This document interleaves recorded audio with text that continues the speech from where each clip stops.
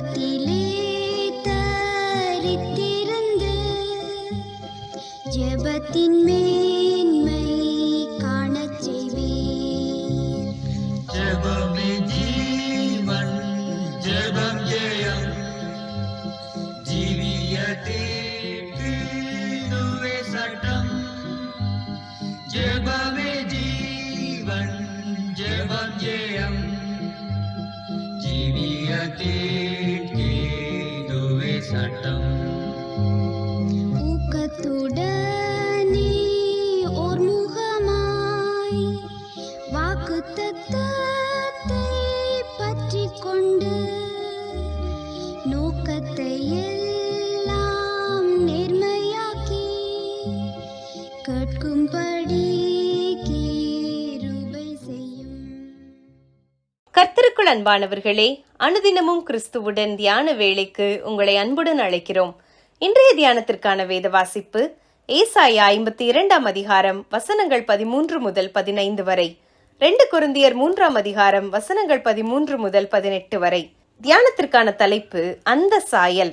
ஆவியாயிருக்கிற கர்த்தரால் அந்த சாயலாகத்தானே மகிமையின் மேல் மகிமை அடைந்து மறுரூபப்படுகிறோம். 2 கொரிந்தியர் 3:18. குயவன் தனது கையிலே கெட்டுப்போன மண்பாண்டத்தை தன் பார்வைக்கு விரும்பியபடி திரும்ப வணைகிறான். பொன்னை புடமிடுகின்றவன் அதை அக்கினி பிளம்பிலே போட்டு தனது முகம் அதில் பிரதிபலிக்கும் வரைக்கும் அதை உருக்கி புடமிடுகிறான். இப்படி இருக்க நமது பரம தகப்பன் தமது சாயலில் தமக்கென்று தம்மால் படைக்கப்பட்ட மனிதன் மாசுபட்டு போக நம்மை தொலைந்து போக விட்டு விடுவாரா?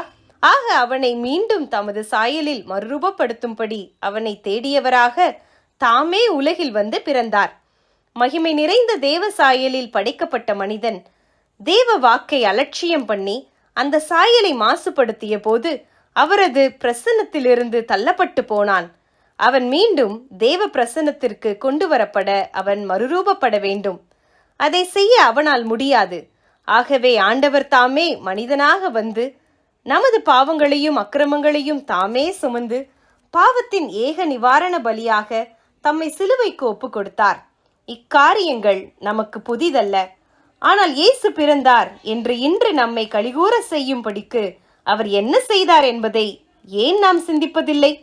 தாசனாகிய கிறிஸ்துவை குறித்து ஏசாயா மனுஷனை பார்க்கிலும் அவருடைய முகப்பார்வையும் மனுபுத்திரரை பார்க்கிலும் அவருடைய ரூபமும் இவ்வளவு அந்த கேடு அடைந்தபடியினாலே அவரை கண்டவர்கள் பிரமிப்படைந்தார்கள் என்கிறார். ஏசாயா 52 வசனம் 14. அவர் அந்த கேடு அடைய பிதாவாகிய தேவன் அனுமதித்தது எதற்காக? அவர்களை தமது குமாரனுடைய சாயலுக்கு ஒப்பாயிருப்பதற்கு. ரோமர் 8 அதிகாரம் வசனம் 29. அந்த சாயல் கிறிஸ்துவின் அந்த மகிமையின் சாயலை அடைவது என்பது ஒரு படிமுறை.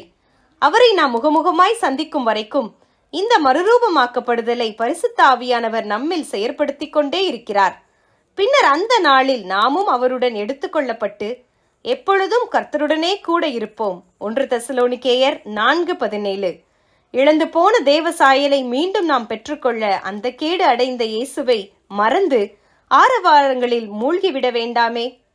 கிருபையாய் மறுரூபப்படுத்தும் ஆவியானவர் கைகளில் நாம் இருக்கிறோமா? நாம் இயேசுவை ஆகாயத்தில் சந்திப்போமா? ஜெபம் செய்வோம்.